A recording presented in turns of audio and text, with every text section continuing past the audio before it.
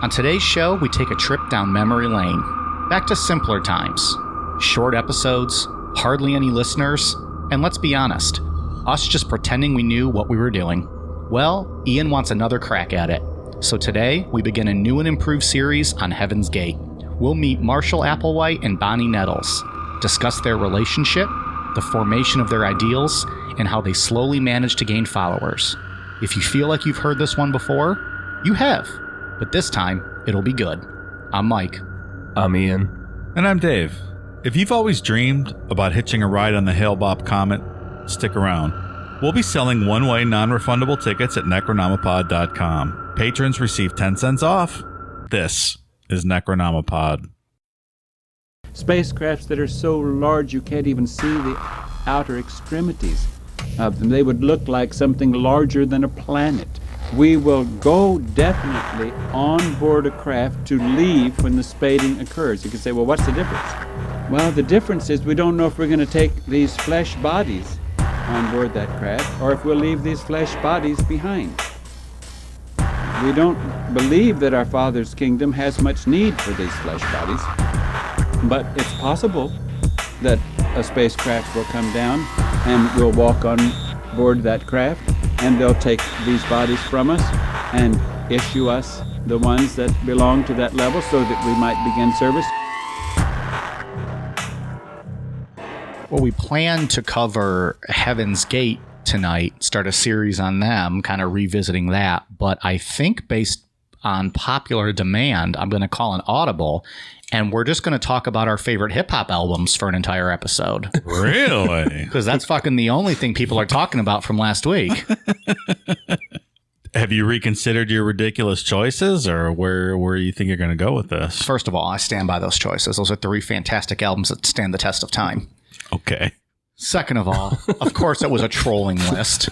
Third of all, I didn't like the responses it got, so I'm not going to give my actual list. People don't deserve to hear it. Interesting. I don't know that people understood it was trolling, because I heard from someone that loved Ian and my list, and they indicated that you deserved a beating for your list. Well, yeah. It so outraged them that they want you to be beaten in the gutter for your bad taste in hip hop. Well, in the words of my close personal friend, George W. Bush, mission accomplished. My close personal friend. I hang out with him every Tuesday. We play euchre together. Euchre. Yeah. And we drink Bush lattes. People really had a lot to say about that shit. They love their hip hop talk. It's good stuff. Yeah. It's the best. Well, it used to be, Dave. It used to be. I mean, I preface my list with a disclaimer that said I'm not qualified to make this judgment call, but nonetheless, I will give you the answer you requested. I think the only one of us who is actually qualified to make that list is myself. And I spoke definitively with the official answer of Necronomipod being that Big Willie Style by Will Smith is the greatest hip hop album of all time. That's the official stance of Necronomipod, is it not? I don't believe that is accurate. No. Okay. All right. I misunderstood then. I misunderstood. I cannot stand behind that ridiculous statement. Do you think people even listened to Ian's list after he started with number one? They probably just and they were like, oh, well, out. Fuck. Okay, I'm done. So, yeah, they really got into that last week. We'll have to do that again. Maybe next week we'll do like our top three classical composers. That sounds great to me. Dive into that. Absolutely. Can't wait for that. Fucking troll me on that one. Maybe top 3 metal albums. Maybe there top we go. 3, whatever. Easy listening adult contemporary albums. Oh, I'm all in. See? Of course. Greatest metal albums. Yeah, we had a lot of metal fans out there. It's a tough one. They'll have some things to say about that. Obviously, it's Bon Jovi is the greatest metal band of all time. I mean, obviously. Off the top of my head, Bon Jovi, Twisted Sister, and Nickelback are the 3 greatest metal bands of all time. Okay. Yeah. I mean, if you can't headbang to that, you can't headbang. Like, you don't deserve to be in a mosh pit. Twisted Sister was a good rock and roll band, and they got unfairly lumped into hair metal. Dave, they were a legitimate metal band. They're a great metal band. They were a great band, Twisted Sister. I think all 3 bands I named are pretty phenomenal. I don't think that's accurate. First ballot Hall of Famers, the lot of them. Runner-up, Hootie and the Blowfish. Love some Hootie and the Blowfish. If you've never been in a mosh pit at Hootie and the Blowfish, you have not lived. You have not lived till you punched a suburban white guy in the face who drove up in his Range Rover. It's fucking how you mosh. All right, so come back next week. There's maybe some of that. Dave Matthews Band's probably pretty rowdy too, right? The mosh pit. Well, you know. Fucking worst music ever. Dave, you're a Dave hater? We never really discussed that. It's awful. It's awful. I'm kind of an in-between on them. They have a few songs that I'm like, that's okay, but I'm not a lover.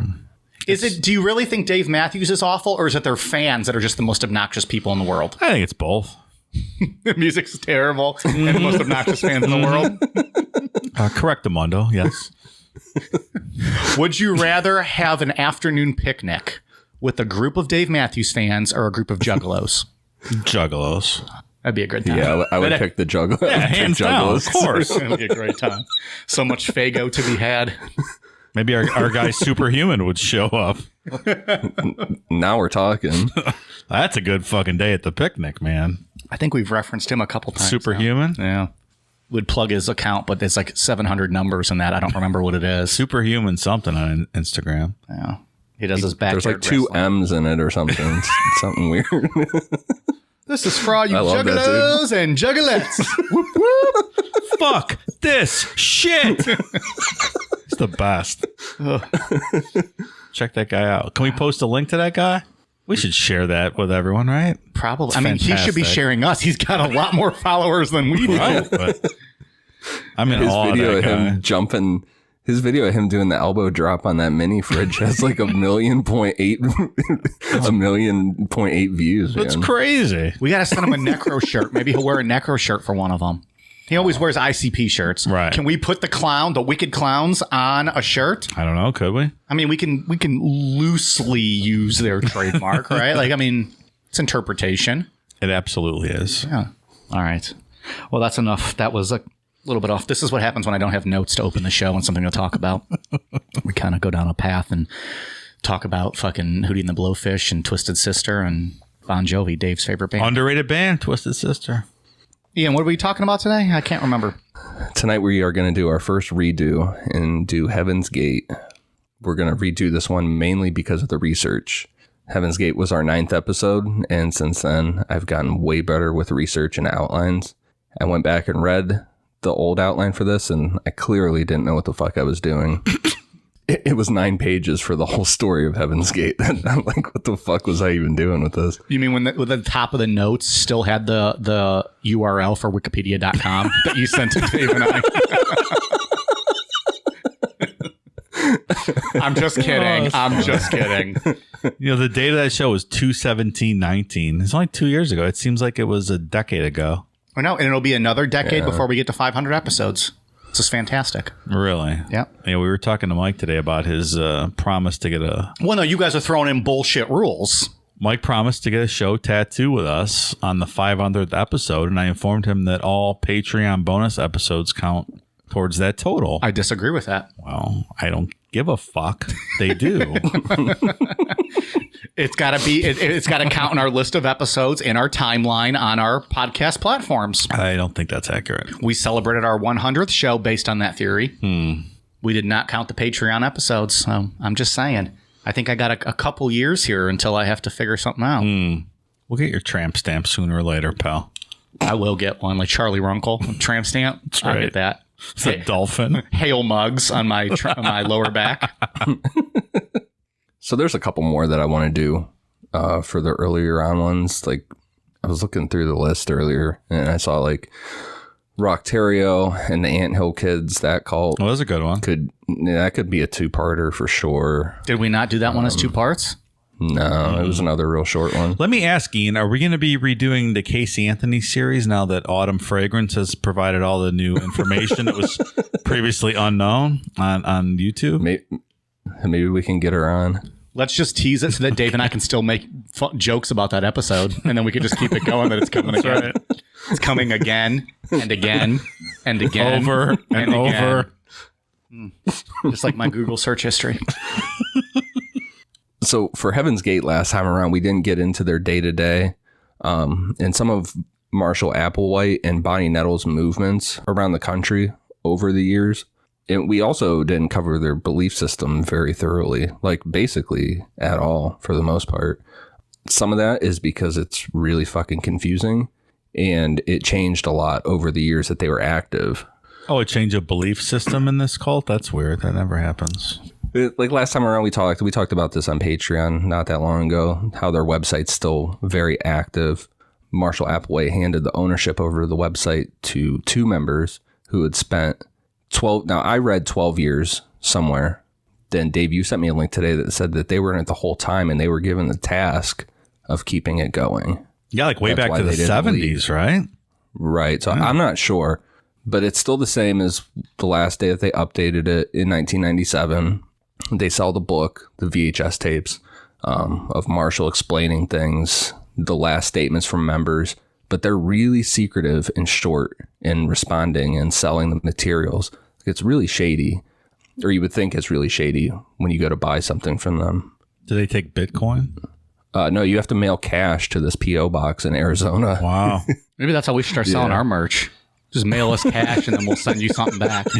You don't even know what we're going to send, but like, I want merch, and then we just send you something. Right. And it just, you get like a sticker that says like, I'm a fucko.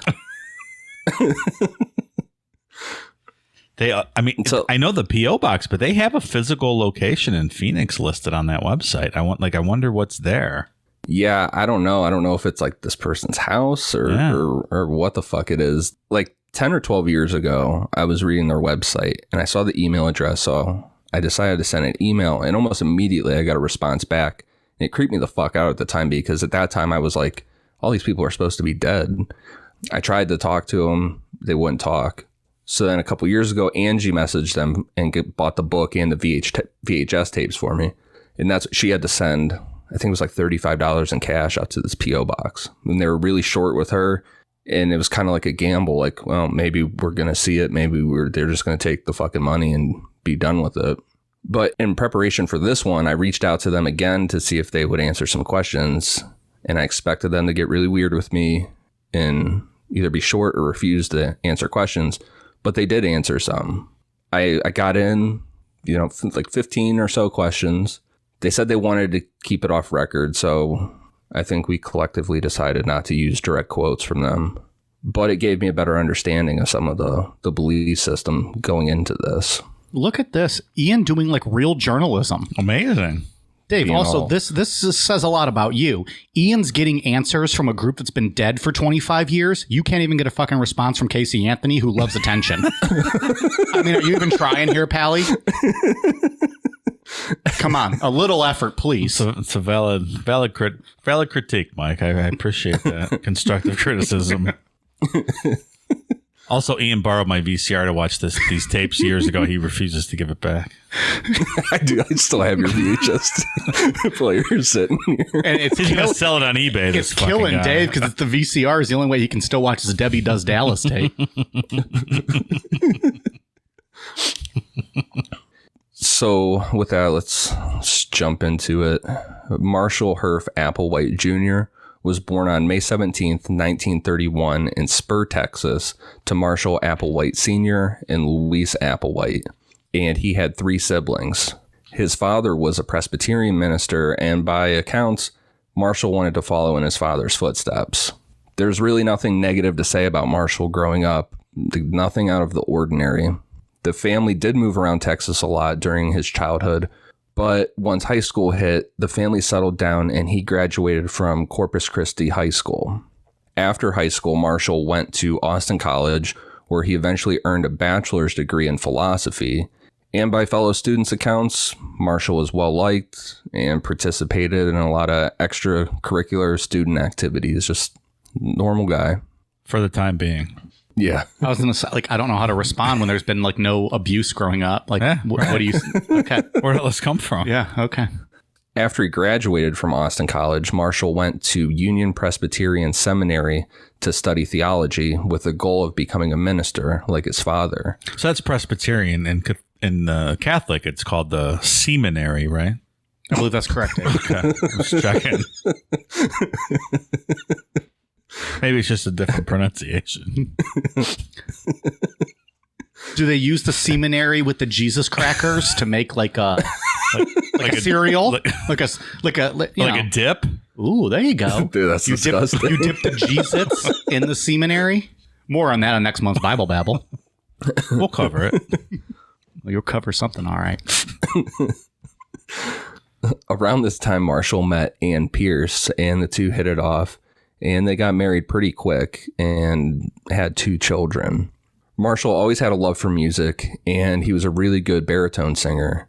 So pretty early in his time at the seminary, he quit to focus on music. The family moved to North Carolina, and Marshall got a job as the music director for a Presbyterian church. In 1954, Marshall was drafted by the Army and served in Austria and New Mexico as a member of the Army Signal Corps. When he was discharged from the military in 1956, the family relocated again, and Marshall enrolled at the University of Colorado, where he earned a master's degree in music with a focus on musical theater. You know, I didn't realize that after the Korean War had ended, they were still actively drafting people. I know the draft was in effect until the 70s, but they were still actively doing They were it, still yeah. actively drafting people. I had forgotten that too until I read this, and then I actually went back and was like, oh, goddamn, they really were. But I thought it was, as I understood, just for specialty position like stuff. Like they weren't drafting general infantry, right? There Well, was he was theater. He was singing and entertaining the troops. Is that what it was? I don't know. So I might have to look into that more. I'm a little specialty, confused. I would imagine. I mean, what are you doing at that time? Yeah, like you're not drafting for a wartime army, so Right. yeah, it was a little Special confusing. assignments type Yeah, thing. right. Maybe just picking from the top of the classes and stuff. I mean, I guess not if you're just doing everybody, though. You can't look up. I don't know. That's Yeah. interesting. That's requires further investigation on our part. Stick around as Mike and Dave dive into the Eisenhower years. Right. Coming soon to NPR. I mean, he served in Salzburg, Austria from what I read. So what do we drafted people to serve in Salzburg for? I don't know, but they have great steaks. I love a good Salzburg steak. Is that right? Yeah. For tasting more, it's Encore, right?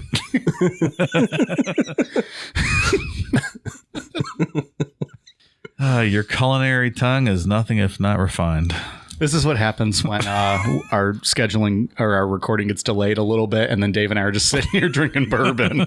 This is not good. People are like, fuck this. They're supposed to be telling a story. Get us back on the Hail Bop comedy and let's go. After he earned his master's, the family moved to New York City, where Marshall pursued a singing career on Broadway. He was unsuccessful, but I mean, it's an extremely competitive atmosphere. He was a really good singer. It just didn't work out. Marshall then got a job teaching music at the University of Alabama. And again, by all accounts, he was a great teacher and very likable. You know, it's amazing with these guys. Like, if they would have been successful in their, I don't know, I guess their chosen profession, it would have, altered the outcome of all this. Like Hitler, if he would have been a semi-decent painter, maybe we wouldn't have had the Hitler World War II issues. If this guy would have been, got a good job on Broadway. Well, and to might not have had it. Throw it over to what Ian's been talking about over on Promised Land. Go ahead and check out Promised Land, available on all podcast platforms. Imagine if Jim Jones just stuck to like civil rights, what he could have accomplished. You might be reading about him today in the history books. Yeah. I mean, the things he was doing early on, and he was so charismatic. He was a natural leader. Mm-hmm. He had great ideas on equality and lots of other stuff. And did a lot of great stuff until he stopped doing a lot of great stuff. That's it. More of that educated type information on Promised Land.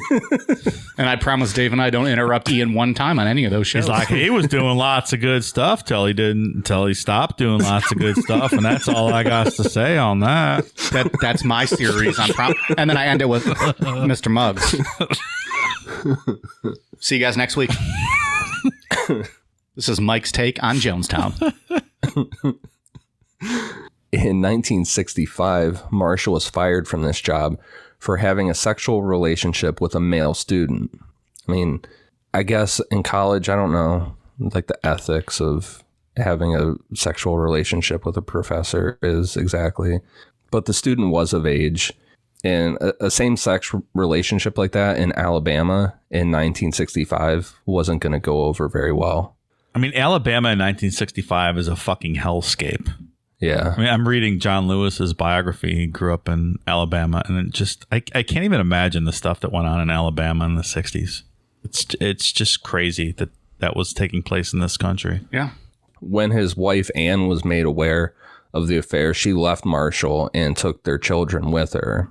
And this is going to be the start of something we're going to see throughout this story, that Marshall Applewhite was very conflicted over his sexuality. Plays a big role in this, in the outcome of the story.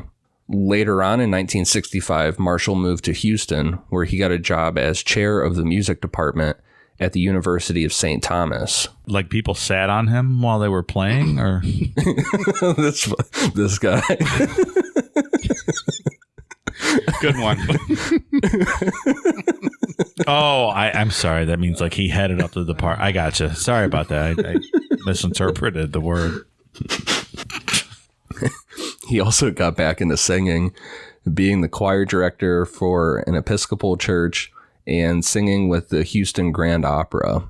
While living in Houston, Marshall was open about his sexuality with some people he knew, but he still tried to publicly date a woman, and that relationship didn't work out. Then abruptly in 1970, Marshall resigned from the University of St. Thomas, citing depression and other emotional problems.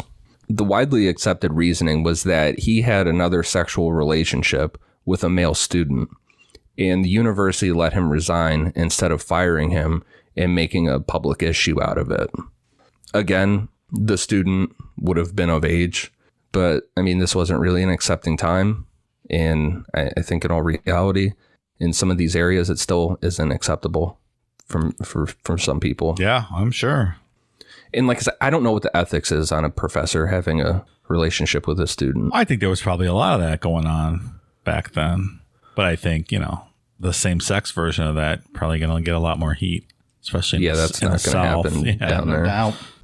In 1971, Marshall moved to New Mexico, where he owned and ran a small deli restaurant. He was really popular with the community and customers, but abruptly closed it and moved back to Texas. It isn't known if he moved back because of his father's health, but around this time his father died, and Marshall just kind of shut down for a bit. He accumulated a lot of debt and started to have to borrow money from his friends. I get that vibe from that guy. Like, he's the kind of guy you would expect to be calling you for money. I don't know. Also, I would love to own a deli. I mean, Dave, you can't eat it all up, though. I fucking love delis, man. You got it. I mean, they're delicious. Fucking fantastic food, but, you got to make a profit. You can't just sit there eating pastrami. I would have a problem, yeah. You're just like in like the cooler, just like shoving meats into your mouth. Oh, man. I would love it. Yeah. Get like a good sandwich with like some crispy chips and like a pickle. Fuck. It's the best. Now I'm hungry. I hadn't eaten dinner. I didn't eat much either. I'm hungry, too. All right, well, Dave and I are going to go eat. We'll make this a 3-parter, and we'll see you guys next week. We're going to DoorDash. We're going to cut this short tonight. So in March of 1972, Marshall met Bonnie Lou Nettles, who, in my opinion, and I know a lot of other people feel this way, was the real cult leader in this story, and Marshall was her first follower. It's not clear how the two of them met. Bonnie worked as a registered nurse in Houston, Texas, and in one version of the story, Marshall checked himself into the hospital seeking treatment and reversing his sexuality, like gay conversion therapy. And in another, he checked himself in because he was having a mental break. I personally believe that if he did check himself in, it was an attempt to reverse his sexuality. I think the mental break story is a sensationalized one to come up with this, like a headline answer for what we know happens at the end of the story. Like, of course, this guy was crazy. Yeah, So that came up after the fact, you mean? Like, yeah, I mean, it's really muddy. The media tried to figure out, people have tried to figure out how these two met, and there's different accounts of everything. Right. Mike, you used to run a conversion therapy clinic in college, didn't you? Girls would check in and be converted to non-virgins, right? I was really nervous when you started that. I was like, where the fuck's he going with this? Because this is not savory. But yes, I can confirm. Yeah, I thought so. I was 14% effective. I don't really understand what that means, but It means usually they'd see my wang and they'd be like, no, I'll stay a virgin. you're not putting that in me. They'd be like, motherfucker, you need some Blue Chew. And I'd be like, I know. They won't fucking sponsor us. What do you want from me? I've been begging for years now. That's what I meant by success, right? Got it. I was confused. Thanks for clarifying. According to Marshall's journals, he was visiting the hospital to see a friend, and Bonnie was his friend's nurse. But looking back on Marshall's journal entries, people that have had access to them have found them to be largely inaccurate. Who keeps a journal that's not accurate? I mean, talk about lying to yourself. Seriously? Like, did you do a Dear Diary and you just like tell a tale that didn't really happen? It's fucking weird, man. Unless you wanted it to be found. Unless you wanted it to be found. Yeah? You like, I think it's a long-term Maybe goal? somebody would find it one day. It's really fucking Maybe weird. you want it to be found. That's bizarre. I don't know. I've never been able to keep like a journal or diary. Have you guys ever? No, I really wish I would have. I had tried at one point, like, oh, I'm going to write down just like the day's happenings or something. I couldn't do it. I recommend it to anyone, but no, I never could do that. You know, I don't know. what are we going to do? We're going to try to write our autobiographies one day. Make it up like Marshall did. Yeah, right. Get a ghostwriter and just let them kind of take it over and fluff it up. That's right. Chapter 36. Mike's still in college banging women. Yep, it's my story. This is how I'm telling it. Dude, aren't you 40? Yep. The Van Wilder. I still love freshmen. Terry Nettles, Bonnie's daughter, worked at a theater on evening shows and concerts, and the theater included a drama school. She said she knew Marshall from the drama school and worked with him on children's shows. She has said, quote, someone got hurt at the drama school in the theater that Herf worked at. Herf being Marshall, that's what everybody called him, like friends that knew him. Which was his middle name. Right. Herf accompanied the injured person to the hospital where he met Bonnie. That's how they met. Now, Marshall had been teaching at that school, and one of Bonnie's sons was going there, but Bonnie's son, Joe Nettles, said he doesn't know how they met. He has no idea. All right, so I'm sure the daughter is probably the most accurate source here. That's what I would go with. That makes sense. Herf. I'd go by Herf, too. That's fucking cool. Is it? I don't know. I don't think so, man. No? Nah. It's better than Marshall Applewhite. Herf. know. What's up, Herf? Marshall Applewhite's not awful. I don't like that. Depends what you want to do. I guess. You want to really call? It's a great name. Herf. Come on. What's up, Herf? You want to go bang I don't some know. chicks tonight, Herf's Herf? like the name, like the noise you make when you like pound up soda and then like you burp. You're That's like, all right. Herf. I don't know. That's just fucking gross. I mean, he was a junior. It must have been his dad's name, too. So it was a family name from somewhere. It's interesting. Herf. Well, Herf, I mean, do you have to have the same middle name to be a junior? Yes. Do you? Yeah. I didn't know that. Absolutely. Interesting. You have to have the same name. Like from beginning to end. Yes. Okay. Rules is rules, Mike. I'm not challenging. I just didn't know Rules that. is rules. I did not know that. Usually when you hear a junior, though, like the middle name's not even associate. Like you don't ever usually hear a middle name. Then you're not a junior. Well, maybe it's still the same. I'm just saying you don't hear him called that. Well, sure. Robert I Downey guess. Jr. is his middle name the same. It has to be, or you're not a junior. I'm just saying, as an example, you hear his first and last name. Right. No one ever talks about them. You know, well, if my middle name was Herf, I'd fucking hide it too. But I think it can be implied that Robert Downey's Jr.'s middle name is the same as his father. okay. Maybe, yeah, I guess that makes sense. He wouldn't be the junior if not. So you may change that middle name and you're no longer a junior, even though you have the same first and last name as your father. Why would you name your son the first? I don't know after why you, but change anyone the would. middle name, I don't know though. why anyone would name their son a junior to begin with. That's just me personally. I'm not a big fan of it. Yeah, I'm not either. I wouldn't like that. Yeah, I don't love it. Like, just be yourself. Because then someone calls you to party, you're like, oh, junior, senior. Right. Who wants that shit? No one wants that. No one wants that. Nobody headache. wants that. No. Ian, you actually wrote a good outline, and then here's Dave and I fucking just. How did we ever get past 9 episodes? Mike, you want to pour another whiskey over there? I think your glass is a first of little all, low. Pally, I've only had one whiskey to begin with. But actually, now that you mention it, I'll take a little bit if you're offering. Oh, I don't mind if I Wouldn't do. everyone love to know what whiskey we're drinking? If only they followed us on social media, they would know. Well, it's a secret. Just tap that ass just a little bit. Perfect. There you go. I just want to tap that ass amount. So getting into Bonnie a little bit. That's really what Marshall said. God damn it. Well, what, his dad or him? Oh, him. You didn't clarify. Marshall Herf Applewhite Jr. Sorry about that for the non-clarification. Continue on, Ian. Oh, good God. We're in trouble this episode. Her life it's hard to find anything out about her, really. There's not much out there about her. It's kind of weird that no one has found, like, been able to put down a real detailed timeline of her life. What I could find was that she was born on August 29th, 1927 in Houston, Texas, and that she was born into a Baptist family and pushed back against religion. Oh, good for her.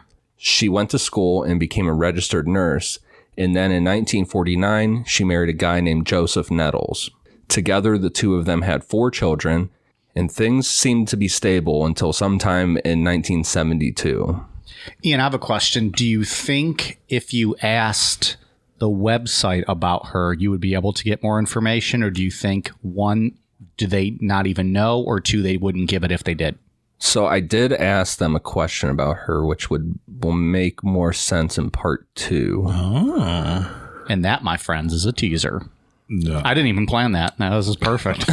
You pulled it off flawlessly. I was legitimately asking a question. Okay. Well, then we'll save it for part 2 then. Yeah, that's fine.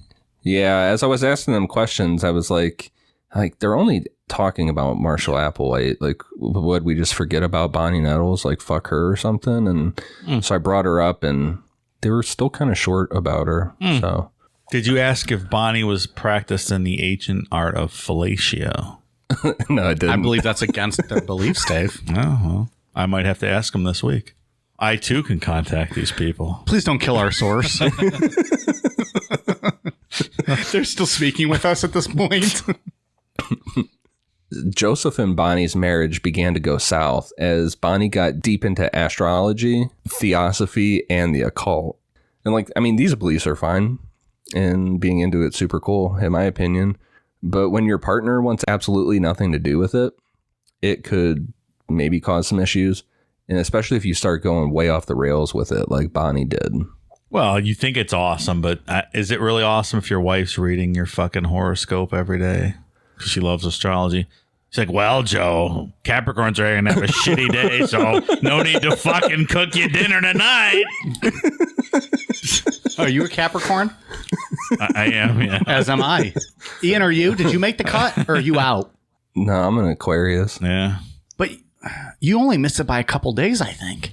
Yeah. God damn, can you imagine if we were all Capricorns? Yeah. I don't know what that means, but the 3 of us as It doesn't Capricorns? fucking mean anything. Well, you just pissed off half our listeners. Look at your horoscope, Joe. You're getting fucked today. No breakfast for you. Why does Dave's what Bonnie go-to sounds like? astrology lady have like smoker's voice? I don't know. I just picture her with like a whiskey Coke in her hand with a cigarette right. coming out of it. So as do well. I. That's what the voice came from. Sitting at her kitchen table, yelling at her family with the newspaper astrology section in front of her. You should have married a Pisces, Joe. And now she's from Long Island. In 1972, Bonnie started to claim that a 19th century monk named Brother Francis spoke to her and gave her instructions in life. Yeah, I bet. She also started hosting seances at her house every Wednesday in an attempt to speak to spirits. That same year, Bonnie went to a fortune teller that told her she would soon meet a mysterious man who was tall, with light hair and a fair complexion. So however she met Marshall Applewhite, when she met him, it was like, oh shit, here's the mysterious man that I was supposed to meet. Oh. What did Brother Francis tell her to do? I don't really know. Oh. Hello, Bonnie. This is a Brother Francis from Sicily. I make your husband Joseph a pizza pie for a dinner. Brother Francis. Stop bothering him with the horoscope of bullshit. So you think the husband was behind all this thing? He might have been. He was probably Get looking the at fuck out. He had like a microphone in the other room, and he bugged the room. He's like, Bonnie, it's a brother Francis.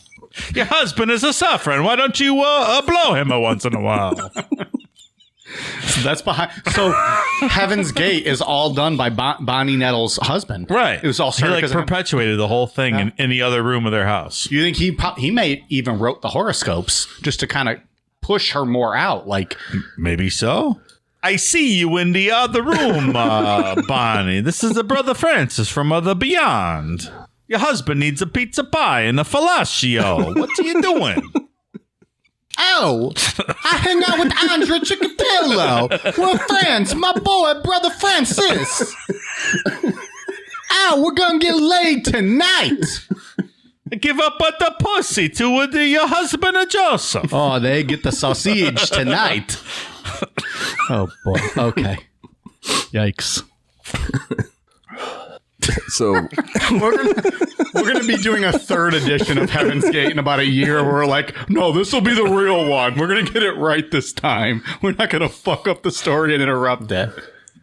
Where you and I get replaced because we're in rehab, and the other two people Ian's got on the show are like, oh yes, Ian, that sounds like a great outline. Yes. I'm glad Brother Francis was speaking so coherently to Bonnie during this time in her life. So the two of them were inseparable. Marshall said himself that he felt instantly connected to her, and together the two decided that they had known each other in past lives. After reading Marshall's astrological chart, Bonnie told him that their meeting each other had been foretold to her by aliens, and that together they had a, quote, divine assignment. Her daughter Terry recalled that it was odd that her mother was spending so much time with Marshall, but nothing about Bonnie's beliefs were odd. Terry said that they both felt like they didn't fit into society, and she would sit outside with her mother watching for UFOs, kind of daydreaming about what it would be like to leave Earth. I can 100% see Ian sitting out on his front porch looking for UFOs, daydreaming about what it would be like to leave Earth. What do you mean you can 100% see it? Like, I've done it with him. Like, he makes me go sit outside with him and we look for UFOs. I mean, I just get drunk and sit there. It's an okay time, I guess. It's not bad. In the summertime, I do sit out there super late looking at the sky, smoking cigarettes. It's more fun than when he makes you pet his pet raccoons. Like, at least I'm not going to get rabies by looking for UFOs. You're like, it's 2:00 in the afternoon and this raccoon's out and he's foaming at the mouth. Is that normal? Ian's like, oh no, that's just Butters. He comes around every now and then. And, I scratch his belly. He nibbles on my finger. We're buds. Regardless of Terry getting along with her mother in the belief of UFOs and the occult, Bonnie's marriage was already on the rocks because of it, and now she's spending pretty much all of her time with Marshall.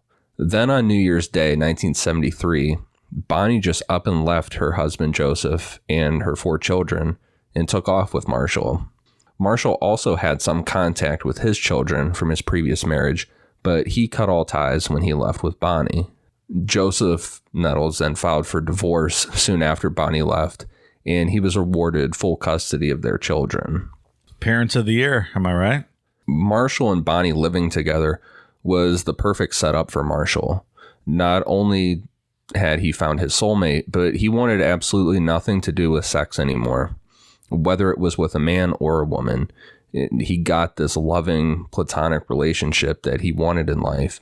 It's not clear if Bonnie wanted more out of it or not, but at least Marshall was getting what he wanted. Together, they opened a bookstore called the Christian Art Center and a side business called the No Place. That's KNOW. Where they taught classes on theosophy and mysticism. Both of these businesses were quick failures, and in February of 1973, they went into seclusion and started traveling the country. This is going to be something that we see a lot in this story, where they do this self-isolation thing and become very nomadic. Since they had no money, the two worked odd jobs and donated blood, and a lot of times they just straight up didn't pay for hotel rooms. How do you do that? I'd be interested in learning that trick. Not paying for hotel rooms? Just dip out.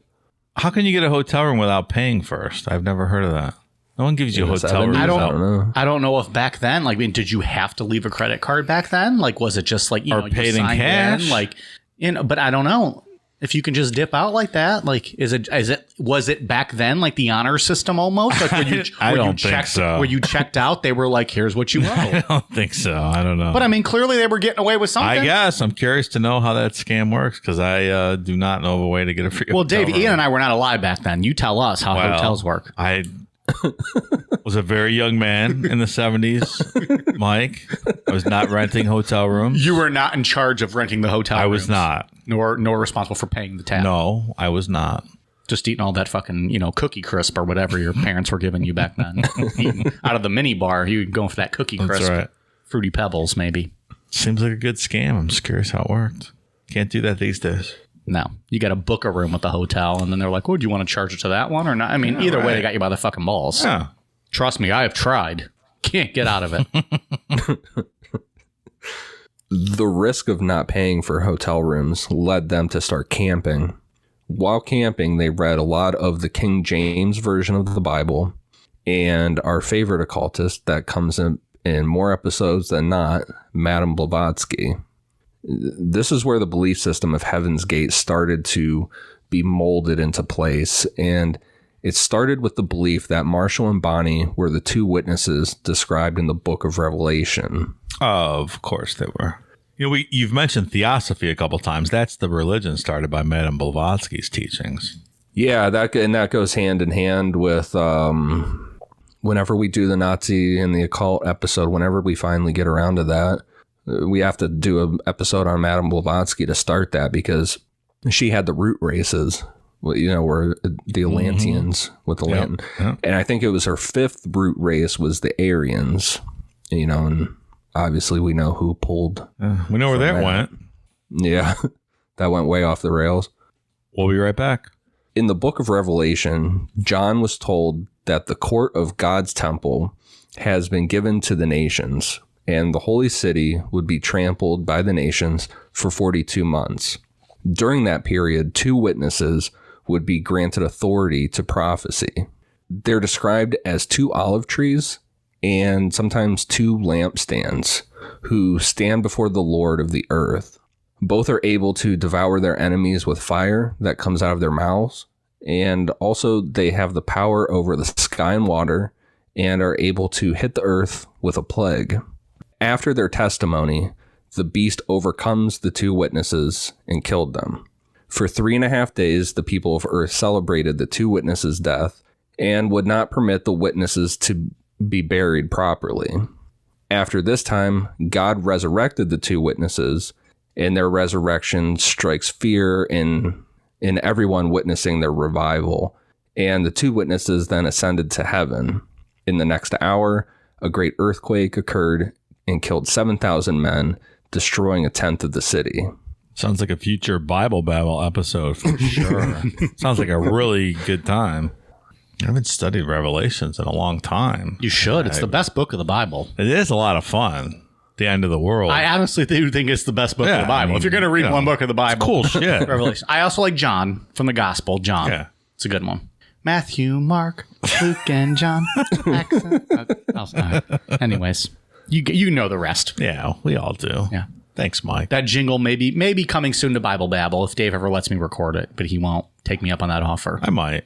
Maybe. If we up it to $11 for patrons, they'll get that little jingle. We'll be talking about Palm Sunday this month, I think. I think that's a good one. Yeah. And a couple of good topics. I have a question I want you to answer, Dave. Yes. I want to know why Lent is meatless. To be continued. We're going to be discussing that on Bible Babble this month as well. Good stuff. Patreon.com/Necronomipod. And also, I saw someone posted they asked how many communion wafers do you have to eat to make it add up to a whole Jesus? So I've done the mathematical computations, and we're going to talk about it on Bible Babble this week. Look at that. Look at Absolutely. that. I have a question. Can you eat Jesus as I've been told they've been called? Jesus crackers are called Jesus. Sure. Can you dip them in salsa? I don't believe it changes the makeup of the Jesus. So yes, I think you can. All right. Just want to know. Or like a queso even, a fine queso. I don't see why A not. little spice to it. Maybe we can ask Brother Francis, though. He seems to know. Oh! Yeah, so you can dip a Jesus in the salsa, for sure. 100%. You gotta dip it in my meat sauce. It's the best. So, all right. So we agree. Jesus can be dipped. Absolutely. Why not? More on Babble Babble with your pal Dave. That's me. With the belief that they were the two witnesses, Marshall and Bonnie went back to Houston. When they arrived, they ended up getting a woman named Sharon Walsh to be the first one to follow them. They were friends with Sharon from before with the whole No Place store, like teaching the mysticism and theosophy stuff. So Sharon was already into this kind of shit. And after 6 days of listening to Marshall and Bonnie's new message, she just straight up left her husband and children to go follow them. Amazing what people can be talked into. Yep. 6 days listening to this nonsense. She's like, yeah, you guys are right. I'm with you. Let's go. Fucking Sharon. They traveled around for 4 months trying to gain more followers, but literally everyone shut them down. Then, after sitting down with her husband, Sharon started to come back to reality a bit and decided to come home and stop following Bonnie and Marshall. She's like, what's the matter with you? You're traveling the country. What are you doing? I love how everyone's Italian in this story now. What are you, a fucking idiot? This whole story is now just an Italian story. We're back in the city of Naples. Ian, continue. Sharon's husband still wasn't thrilled with Bonnie and Marshall Applewhite, obviously. So he pressed charges against them for credit card fraud because they had been using his gas card while they were traveling. Sharon eventually convinced him to drop the charges because she let them use the gas card. And she's like, well, technically it's our gas card and I gave them permission. Wives. It's like What are you gonna do? Dave's like, nope. Dave's like, nope. I'm not touching that one.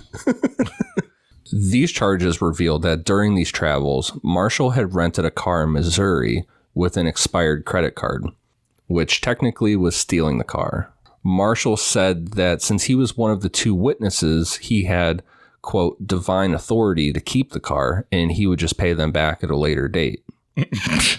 Spoiler alert, that explanation didn't work, and he was extradited to St. Louis, where he was required to serve 6 months in jail. Separation of church and state, Marshall. Sorry, you can't keep the car.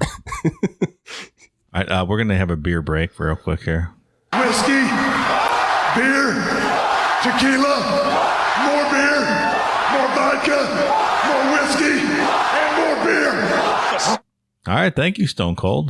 We are full on our pints now. We're ready to go. And let the record show, we're back on the keg train. We refilled our kegerator. We're good to go. Drinking that champagne of beers.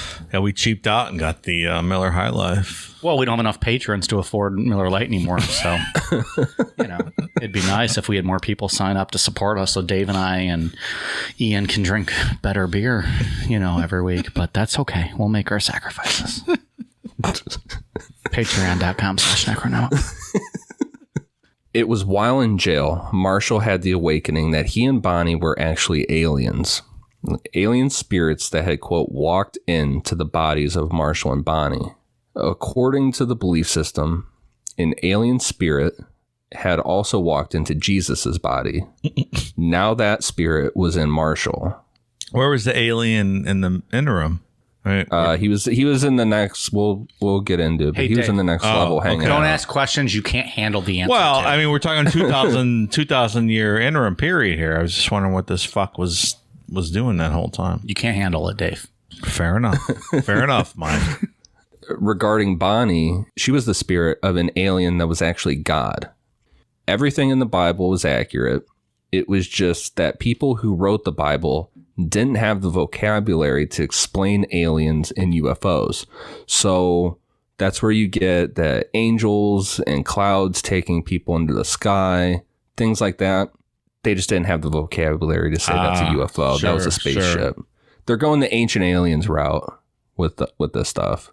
Also, if you were wondering what happened to Marshall and Bonnie, because there was a Marshall Applewhite and there was a Bonnie Nettles. When the alien spirits took over their bodies, according to my email conversation with whoever runs the website now, the souls of Marshall and Bonnie were transferred to 2 newborn babies and continued their lives in that form.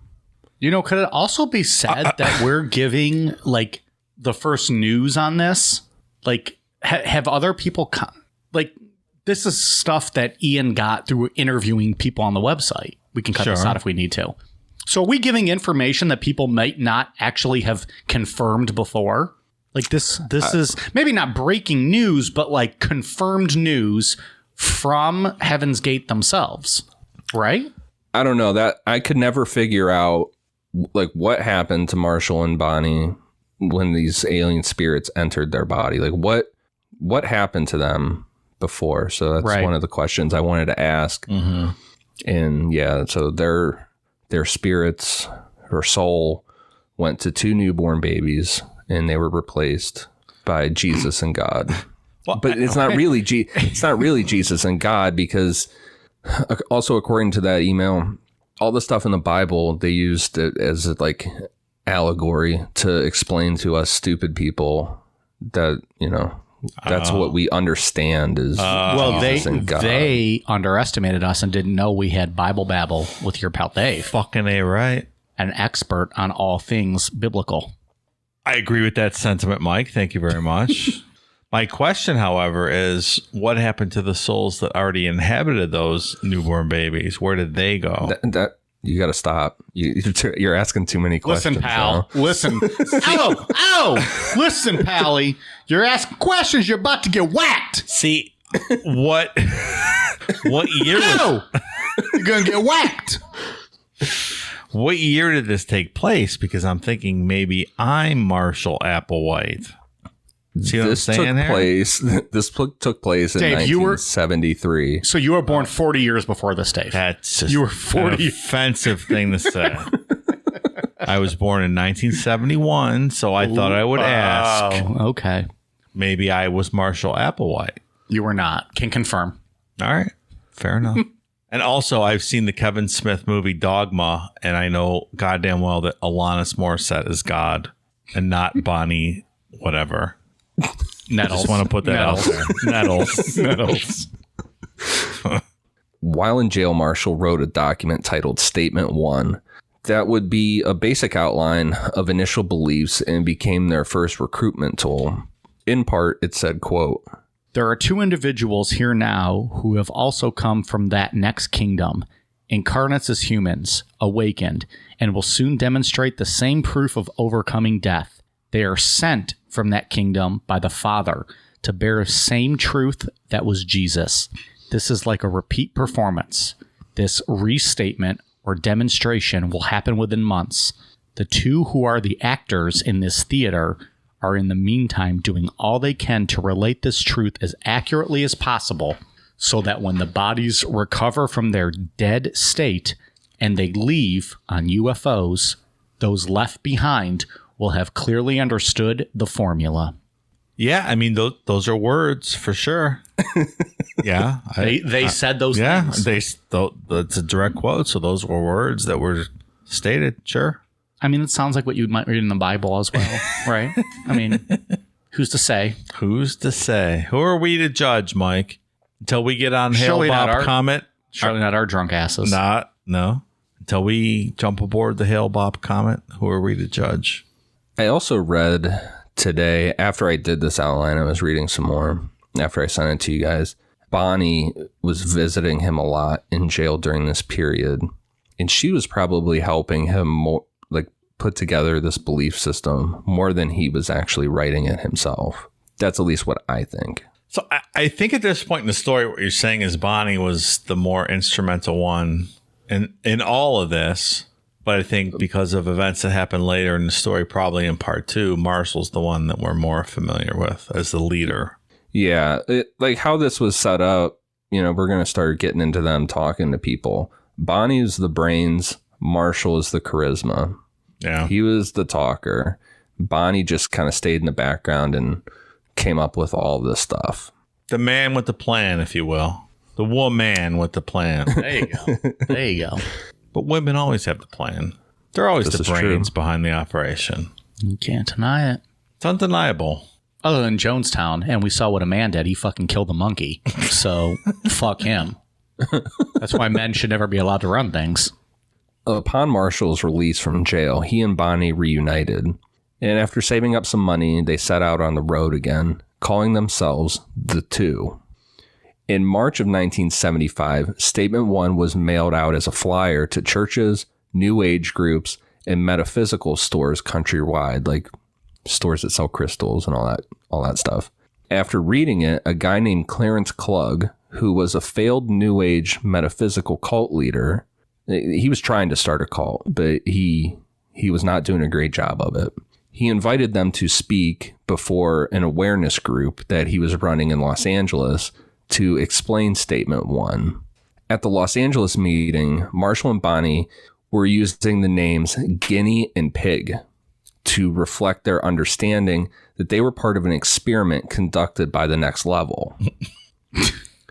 I feel I feel like the country was just awash in these fucking groups back in these days, right? Like metaphysical, Like cult take your type, pick. just- Take your pick. Right. It's like Everywhere. It's Greek week on a college campus. Exactly. Which one are you going to pledge? Right. Yeah, it is. It really is. Like Children of God started that same way out in Southern California. You got them. on the beaches. You got Jonestown running hot still at this point, like right? there's tons of them. Yeah, you know, Guinea and Pig. Who you Who gonna was be- Guinea? Who was Pig? who are you going to be a pledge of? Yeah.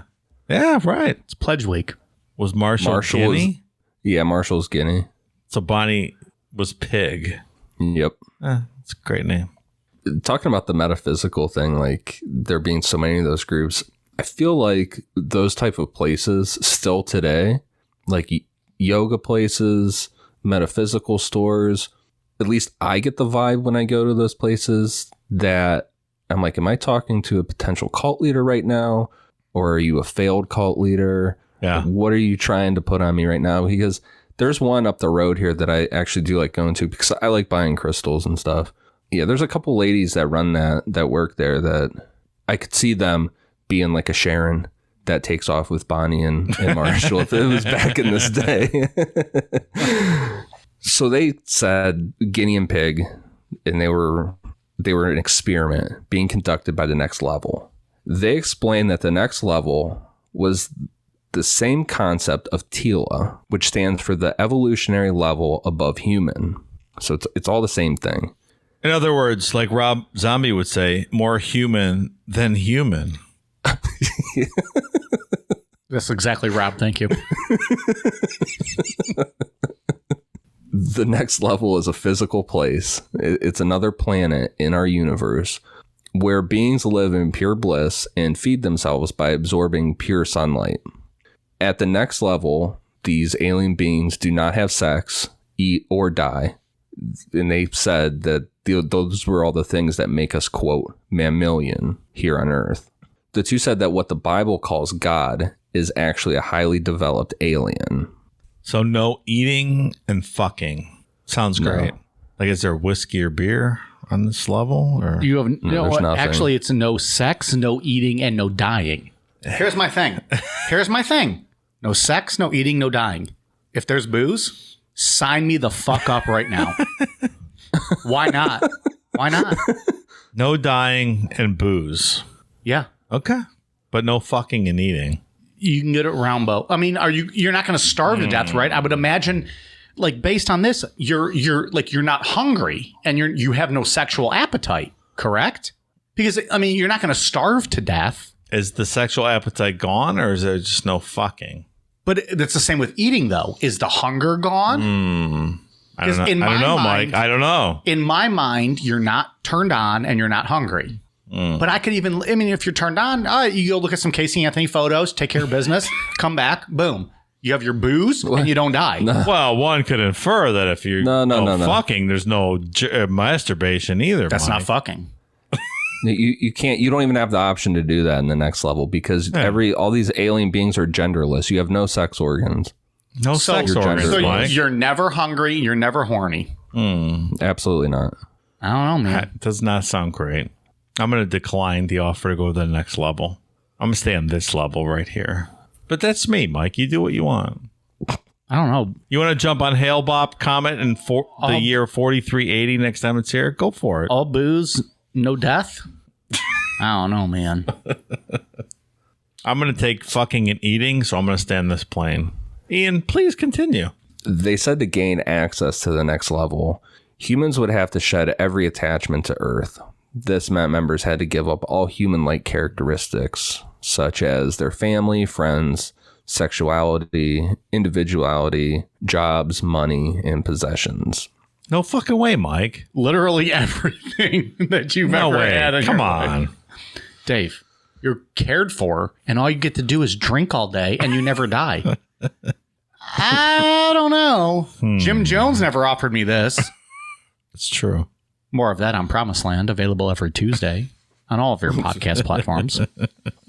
Sometimes Wednesdays. It happens. The two said that evil space aliens, called Luciferians, falsely represented themselves to Earthlings as God and plotted to keep humans from developing. Technically, being advanced humanoids, these aliens have spacecraft, space-time travel, telepathy, and increased lives. Like, they live a lot longer. Well, like if I play Galaga, I get an increased life. I get 10,000 points. I get a new life. It's not special. Dave, eating and sex is going to cause a tragic end to your life. Is that right? As opposed to just me who's just drinking. He's drinking in infinity up there. Okay. I mean, come on. It's an obvious answer what you would choose. I'm still not convinced. Well, all right. Well, I'll pour one out for you at your funeral. They use holograms to fake miracles, have gender, and stop training to achieve the kingdom of God thousands of years ago. So they stopped trying to get to the next level. They also believe that all existing religions on Earth have been corrupted by these aliens known as Luciferians. They also dumb this down a bit and pretty much say that everybody's a Luciferian that's trying to get you to stay connected to Earth and your Earth-like characteristics. In statement 1, they were talking about a demonstration in that quote you read, Mike. They ended up saying that this demonstration would provide absolute proof of aliens, and these aliens would take whoever was ready to the next level.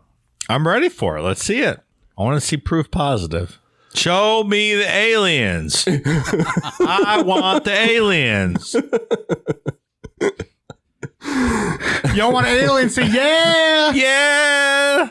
No, we're just making fun of it. What is it, Alabama with the leprechaun? Yeah. See, this is you want a leprechaun? Yeah. Ian, what's that guy say? See, this was a something that's been passed down from generation to generation in my family. For thousands of years. It's blue. It's blue. Still, the reigning defending champion of YouTube videos. That is the greatest. It will never be surpassed, ever.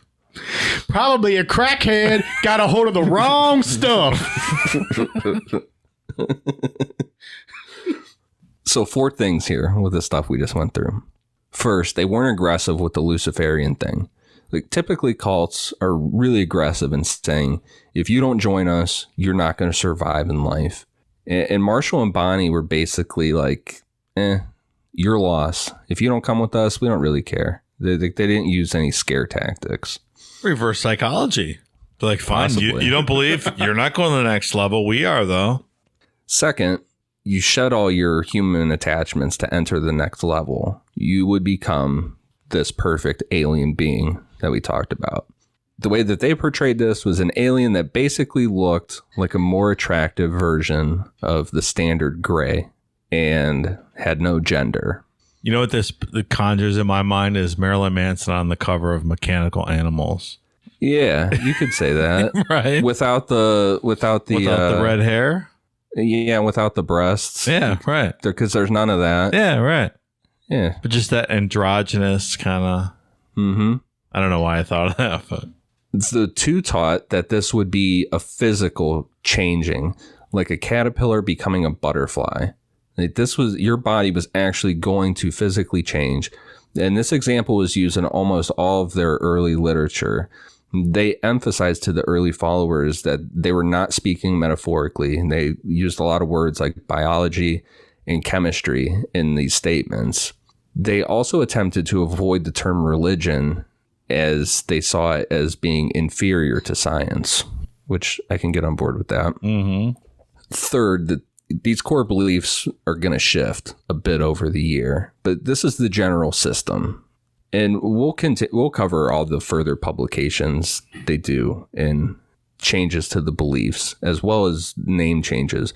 But as of right now, they were known as HIM, which stood for Human Individual Metamorphosis. Clever. And the fourth point that I had on this outline, we already talked about it a little while ago. Marshall was the charismatic one, and Bonnie was the brains behind everything regarding these beliefs. I mean, that's fair. Yeah. That's standard, I think, with some organizations. It's the behind-the-scenes brains and the upfront charismatic spokesperson. It's not unusual. It's interesting in the world of cults. I can't really think of... That's true, yeah. Yeah. It's more like a tag team situation here. Yeah, I can't think of one off the top of my head that worked like these two did. Jim Jones and Mr. Muggs, obviously. It's like, bitch, run my fuck schedule. So after the meeting, the two invited those attending to come to Gold Beach, Oregon, to hear more. A bunch of people showed up, and 24 people joined. Some of those 24 would stay till the end in 1997. As this was a success, they now considered themselves the shepherds from the Bible and called themselves Bo and Peep because they had a flock of followers now. It's very clever. Very clever indeed. After the success of their first meeting, they held another one in Wildport, Oregon on September 14th, 1975. This meeting was another success, and they got another group of about 20 or so people to join them. After selling all their possessions and saying goodbye to loved ones, the group pretty much just vanished. That night on the CBS Evening News, Walter Cronkite reported that the group had disappeared in one of the first national reports on the group. And he said, quote, "A score of persons have disappeared. It's a mystery whether they've been taken on a so-called trip to eternity or simply been taken."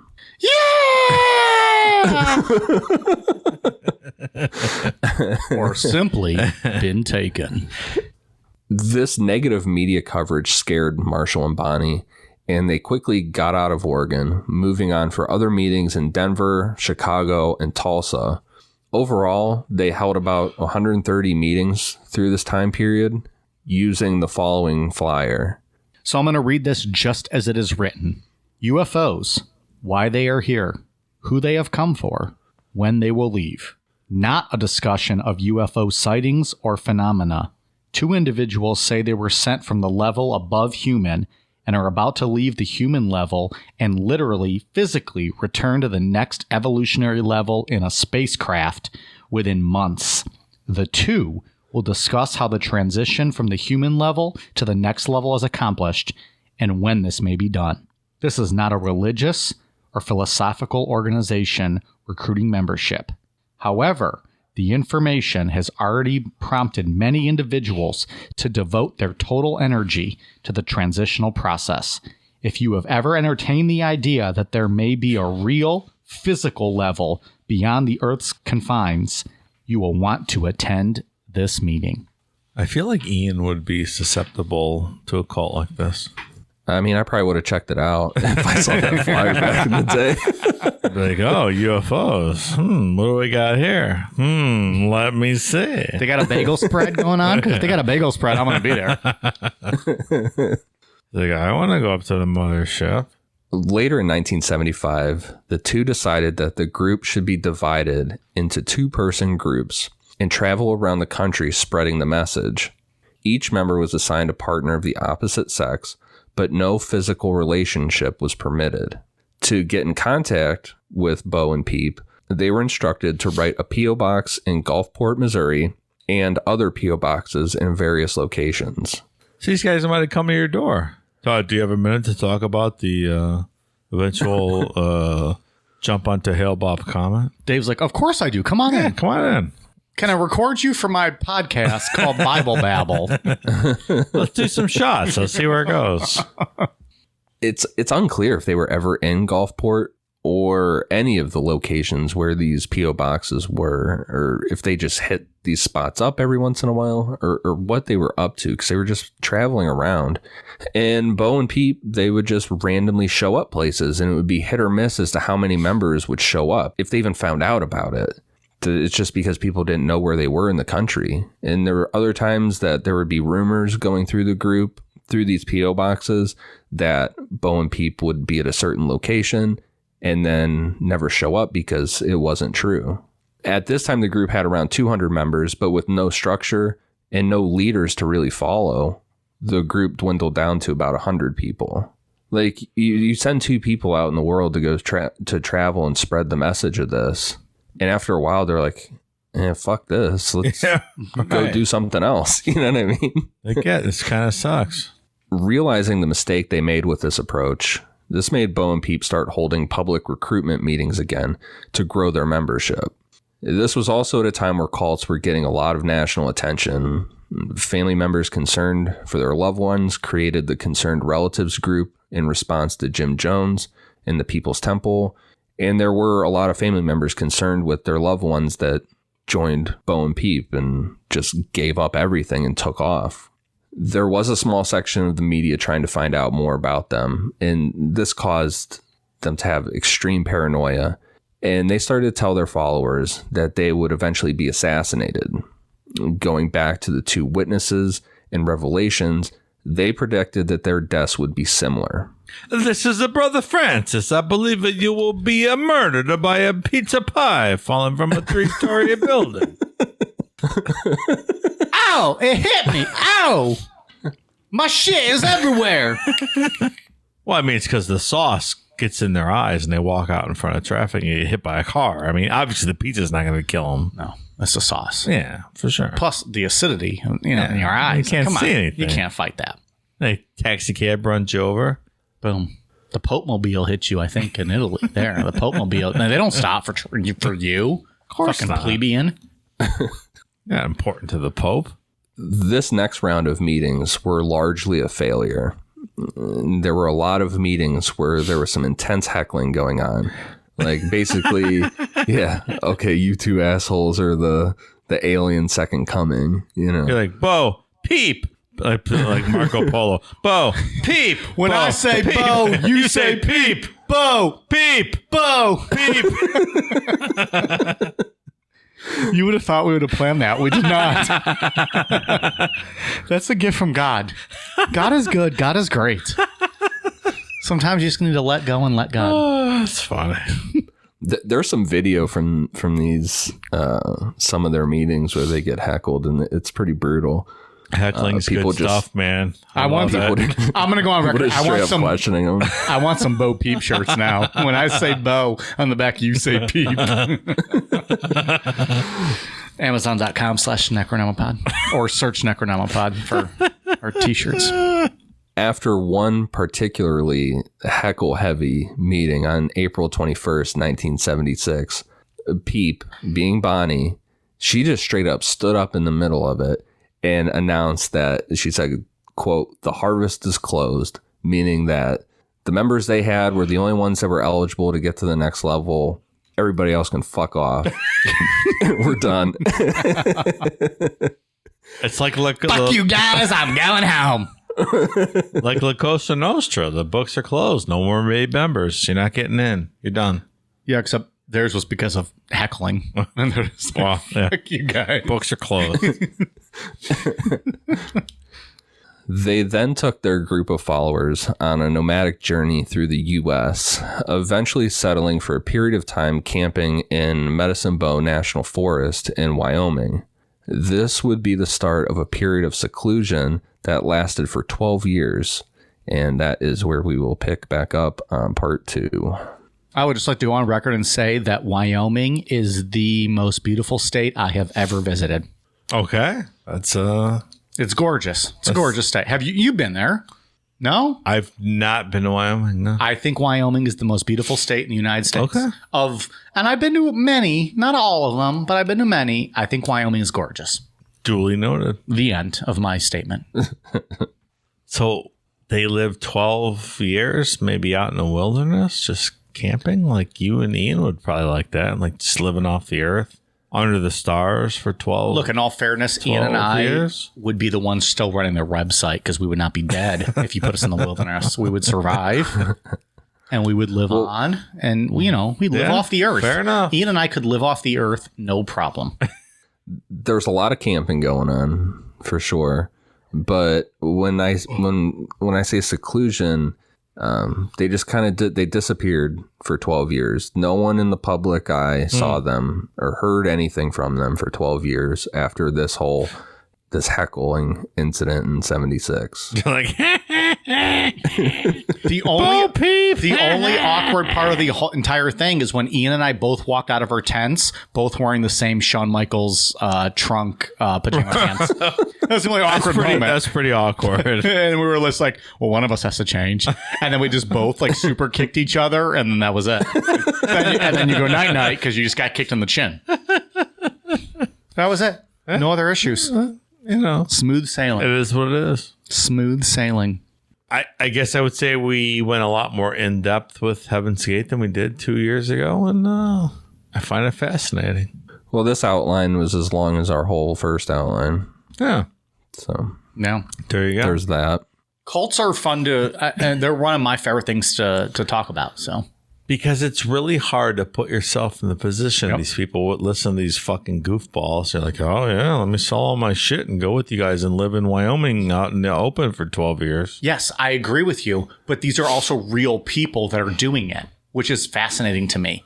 For sure. They're being, tricked into following these people. And that's, and Ian has even said, like in past episodes, like at a time he might have, followed one of these people. Ian, you can cut that out if you need to. I don't. I think that time is now. I think he's still susceptible. I think if No. Hold on, Pally. No, at this point, we are recruiting for our Necronomicon.